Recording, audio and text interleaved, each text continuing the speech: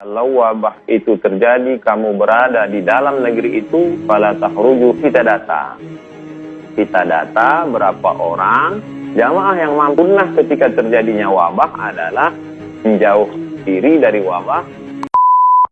Yang masih saja melaksanakan ibadah berjamaah, mereka juga berkeyakinan bahwa itu lebih bermanfaat dibanding sholat sendirian di rumah. Mungkin perlu penjelasan lebih jauh dari Pak Ustadz Abdul Samad. Bismillahirrahmanirrahim. Assalamualaikum warahmatullahi wabarakatuh. Alhamdulillah, wassalatu wassalamu ala rasulillah wa ala alihi wa sahbihi wa man tabi'ahu wa mawalah. Pak Karni beserta seluruh alim ulama, masyarakat, tak dapat saya sebut satu persatu. Saya menjelaskan secara fikihnya dulu. Dalam sebuah hadis dikatakan, idza sami'tum bihi di baladin, kalau kamu mendengar ada suatu wabah di suatu negeri, fala taqdimu ilaihim, janganlah kamu datang ke negeri itu. Dan kalau wabah itu terjadi, kamu berada di dalam negeri itu, fala takhruju firaran min, jangan pula kamu keluar dari negeri itu melarikan diri. Inilah yang disebut sekarang dengan social distancing atau lockdown atau PSBB. Jadi perlu kita pahami bahwa zaman dulu itu, seperti kota Al-Madinah Al-Munawwarah zaman dulu, itu ada tembok di sekelilingnya. Lalu kemudian ada pintu gerbangnya. Jadi kalau terjadi suatu wabah di dalam negeri itu, orang yang berada di dalam tembok itu tidak boleh keluar, dan orang yang berada di luar tidak boleh datang ke dalam. Nah, sekarang skopnya lebih kecil lagi. Karena wabah ini tidak hanya di suatu negeri, tapi dia sudah masuk ke dalam rumah. Dan kita tidak tahu rumah siapa yang sudah didatangi virus COVID-19. Hampir semua. Jadi saya tidak tahu bahwa rumah tetangga saya ada, bahwa rumah orang yang kaya, pejabat juga bisa kena. Dengan kita dengar berita banyak, maka tidak ada solusi lain kecuali kita tetap di rumah kita masing-masing. Karena rumah kita saja yang steril. Jadi kalau dulu suatu negeri, sekarang skopnya lebih kecil, hanya di rumah saja. Lalu kemudian hadis lain disebutkan, firra minal majzum, larilah engkau dari orang yang terkena penyakit menular, firaraka minal asad, seperti engkau lari dari singa.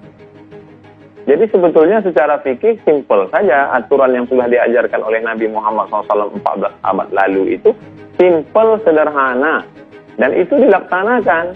Di Maroko, saya masih kontak ke adik kelas saya di sana, saya tanya, ada kalian sholat berjamaah Jumat? Jumat tidak ada, sholat fardu tidak ada, tutup semua. Di Mesir juga begitu. Oleh sebab itu, masjid tempat saya ketua masjid, maka saya sampaikan kepada jamaah, masjid tutup, kita sholat di rumah. Saya buatkan video tutorial dari mulai tarawih di rumah, witir di rumah, tadarus di rumah, sholat zuhur pengganti Jumat, bahkan sampai di video tutorial itu sampai ke sholat Idul Fitri di rumah, lengkap dengan dalil-dalil fikihnya. Tapi kan yang jadi masalah, tidak semua ketua masjid didengar oleh jamaahnya. Di beberapa tempat justru ketua masjid itu dikudeta oleh jamaahnya. Jadi dia dipecat jadi ketua masjid. Karena memang masjid itu dibangun oleh jamaah, ustadz-ustadznya diundang oleh jamaah, keuangannya murni jamaah. Maka ketika ada larangan, mereka bisa berkata, ini masjid kami yang bangun semuanya. Maka jadi sebenarnya masalahnya tidak sesimpel sederhana fikih. Tapi di sana ada masalah sosial, di sana ada masalah ekonomi. Jadi ketua masjid hanya bisa melakukan apa yang dia mampu saja. Bahwa di masjid itu saya membagi jamaah masjid itu 3 level. Yang pertama, yang hebat-hebat, seperti harimau, dia makan orang satu, itu setahun dia tidak perlu cari makan lagi, kenyang setahun. Ini jamaah yang paling hebat. Yang nomor 2, ular sawah. Dia kalau makan kambing 1 kali, sebulan dia tidak perlu cari makan. Ini pun juga selamat. Tapi ada jamaah kita yang ayam kampung.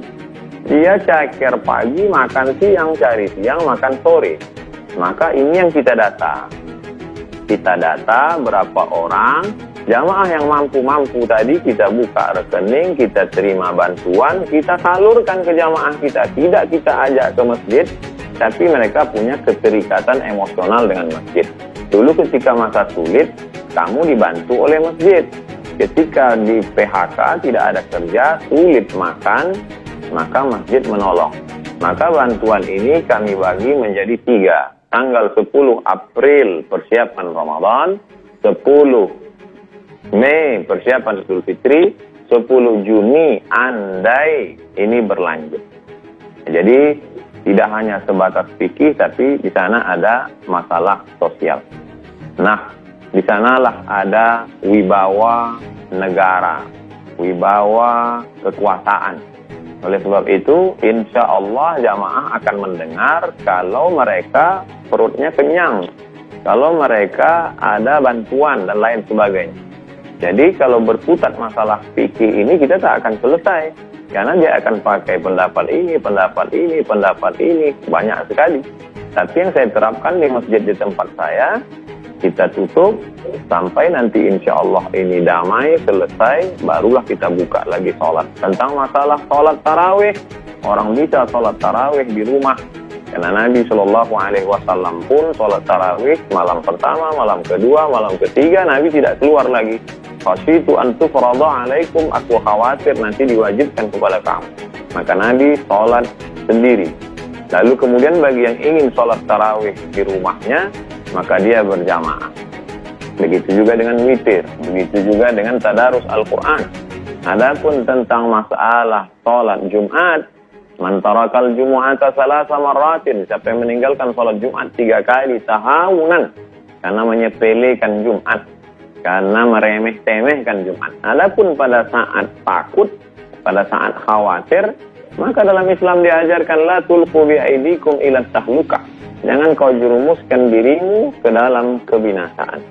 Hanya saja memang wabah zaman dulu berbeda dengan wabah zaman sekarang. Wabah pada zaman dulu hanya terjadi di Mesir saja. Syekh Ali Jum'ah pernah menulis bahwa dulu penduduk Mesir pernah 20 juta, lalu ketika diserang oleh wabah hanya tinggal 2,5 juta saja. 17,5 juta semuanya habis. Bahkan ketika mereka ingin menolak bala ini, mereka kumpul bersama, membaca Sahih Bukhari, bertawassul kepada Allah, diharapkan dengan membaca Sahih Bukhari ini, maka wabah ini akan hilang. Justru dengan berkumpul ramai itu, wabah makin menyebar. Maka dikomentari oleh Al-Hafiz Ibnu Hajar Al-Asqalani, perkumpulan mereka membaca Sahih Bukhari untuk mengusir wabah itu tidak sesuai dengan sunnah Rasulullah SAW. Karena sunnah ketika terjadinya wabah adalah menjauh diri dari wabah seperti menjauhkan diri dari singa. Menjauhkan diri dari wabah, menetap di suatu tempat yang tidak ada wabah. Menetap di suatu tempat, kalau zaman dulu modelnya satu kampung, satu tempat. Tapi untuk saat ini, karena semua di dunia ini terkena, dan kita tidak tahu tempat mana saja yang kena, mana yang tidak, kecuali andai nanti ada suatu alat detektor canggih, cukup pakai layar saja. Sehingga ketika layar itu dipakai, dipasang di depan pintu, langsung ketahuan. Ini ada virusnya, ini tidak. Yang tak ada virus, masuk masjid. Yang ada virus, masuk rumah sakit. Yang tak ada virus, masuk masjid. Itu baru bisa. Tapi untuk hari ini kita tidak tahu siapa yang ada virus, siapa yang tidak. Oleh sebab itu, ini masalahnya tidak sesimpel fikih, tapi kompleks. Ada juga kemarahan masyarakat. Mengapa masjid tidak boleh, tapi kenapa mal dibuka? Mengapa masjid tidak boleh, tapi kenapa mereka dapat berita airport tetap masuk? Jadi kemarahan masyarakat itu lalu dibalaskan mereka, akhirnya mereka ke masjid. Sebenarnya saya melihat masalah ini terkait dengan banyak hal, Pak Karni. Demikian yang dapat saya sampaikan. Wallahu a'lam. Baik Ustadz, mudah-mudahan walaupun tausiah pendek tapi mudah-mudahan bermanfaat untuk masyarakat banyak. Amin ya rabbal alamin. Baik yang sekarang masih melaksanakan sholat berjamaah, baik Jumat, tarawih, ataupun nanti sholat id, maupun yang sudah tidak melaksanakan, mudah-mudahan dapat manfaat dari tausiah. Terima kasih Jazakumullah. Terima kasih. Ustaz sudah bergabung bersama kami.